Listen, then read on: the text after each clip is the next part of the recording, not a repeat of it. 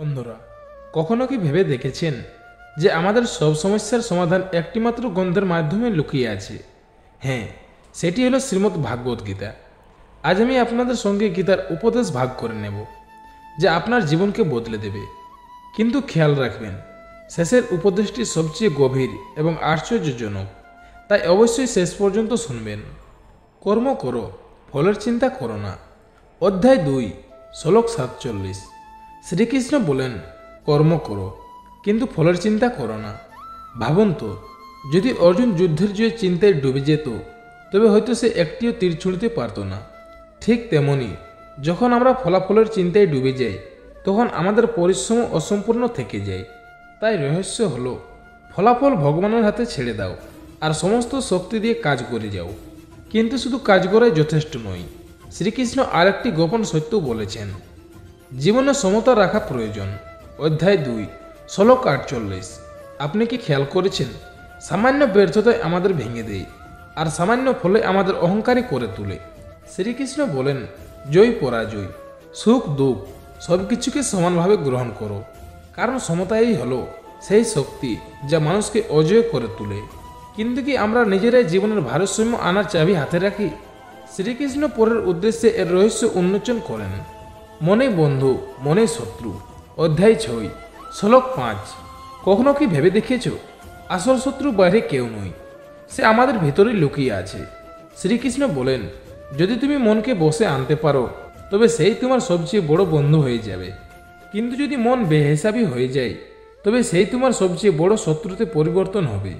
তাই আসল যুদ্ধ বাইরে নয়, ভেতরে। আর যখন মন নিয়ন্ত্রণে আসে, তখন পরের ধাপ হলো কর্মের ধারাবাহিকতা। সাহসেই আসল শক্তি। অধ্যায় 3, শ্লোক 5। খেয়াল করেছে কি, আমরা কিছু না করেও শান্তিতে বসে থাকতে পারি না, কারণ জীবন মানেই কর্ম। যে আসল, সে ধীরে ধীরে মৃত্যুর দিকে এগোয়। কিন্তু যে সক্রিয়, সে অসম্ভবকেও সম্ভব করে তোলে। তবে কাজ করতে গিয়ে আমাদের সবচেয়ে বড় যে জিনিসটা বাধা দেয়, তা হলো ভয়। ভয় ত্যাগ করো, তবেই জয়ী। অধ্যায় 2, শ্লোক 31। অর্জুন যুদ্ধকে ভয় পাচ্ছিল, কিন্তু শ্রীকৃষ্ণ বলেন, যুদ্ধের জন্য ভয় পাওয়া ধর্ম নয়। আজ আমরাও নিজেদের স্বপ্নের যুদ্ধকে ভয় পাই। মনে রেখো, যে ভয়কে জয় করে, সেই আসল বিজয়ী হই। ভয়কে পরাস্ত করো, জয় আপনি আসবে। কিন্তু বিজয়ের পথে সবচেয়ে বড় দানব হলো ক্রোধ আর লোভ। ক্রোধ ও লোভেই বিনাশের কারণ। অধ্যায় 16, শ্লোক 21। ক্রোধ মানুষের বুদ্ধি কেড়ে নেই, লোভ মানুষকে কখনো সন্তুষ্ট হতে দেয় না, বাসনা মানুষকে পথভ্রষ্ট করে ফেলে। শ্রীকৃষ্ণ সতর্ক করেন, এই 3টি হলো নরকের দ্বার। যদি জীবনকে শুদ্ধ করতে চাও, তবে এই 3টি এড়িয়ে চলো। এখন প্রশ্ন ওঠে যে এসব মুক্তি কিভাবে পাওয়া যায়? এর উত্তর আসে পরবর্তী উদ্দেশ্যে। 7, ভক্তি ও সম্পর্ণের মাধ্যমে শক্তি লাভ হয়। অধ্যায় 18, শ্লোক 66। শ্রীকৃষ্ণ বলেছেন, সব কিছু ত্যাগ করে আমার শরণে এসো। এর মানে হলো, যখন তুমি তোমার কর্মকে ভগবানকে সমর্পণ করে দাও, তখন সেই কর্মের বোঝা হালকা হয়ে যায়, বা দুশ্চিন্তা লুকিয়ে যায় এবং মনে শান্তি আসে।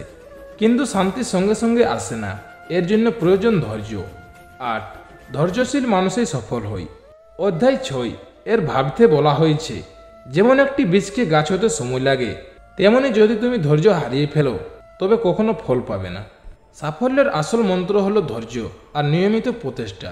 যে ধৈর্য ধরে, সেই আসলে বিজয়ী হয়। আর এই ধৈর্যকে শক্তি দেয় আত্মবিশ্বাস।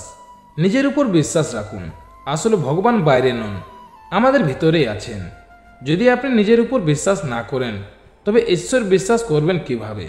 আত্মবিশ্বাসে আসল ভক্তি। যে নিজেকে চিনেছে, সেই ভগবানকে চিনেছে। কিন্তু এখন আসছে সবচেয়ে বড় এবং রহস্যময় উদ্দেশ্য, যা আপনার জীবনের দৃষ্টিভঙ্গি পাল্টে দেবে। জীবন ক্ষণস্থায়ী, কিন্তু আত্মা চিরন্তন।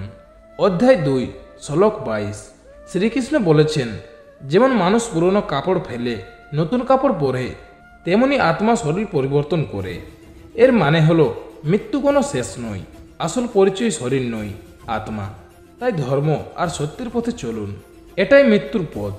বন্ধুরা, এই 10টি উপদেশ শুধু অর্জুনের জন্য নয়, বরং প্রতিটি মানুষের জন্য যে জীবনে সংগ্রাম করেছে।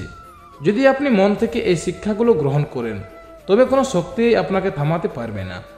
আর মনে রাখবেন, আসল যুদ্ধ বাইরে নন, ভেতরে। যদি সেটাকে জয় করেন, তবে পুরো পৃথিবী আপনার। জয় শ্রীকৃষ্ণ। রাধে রাধে। ধন্যবাদ।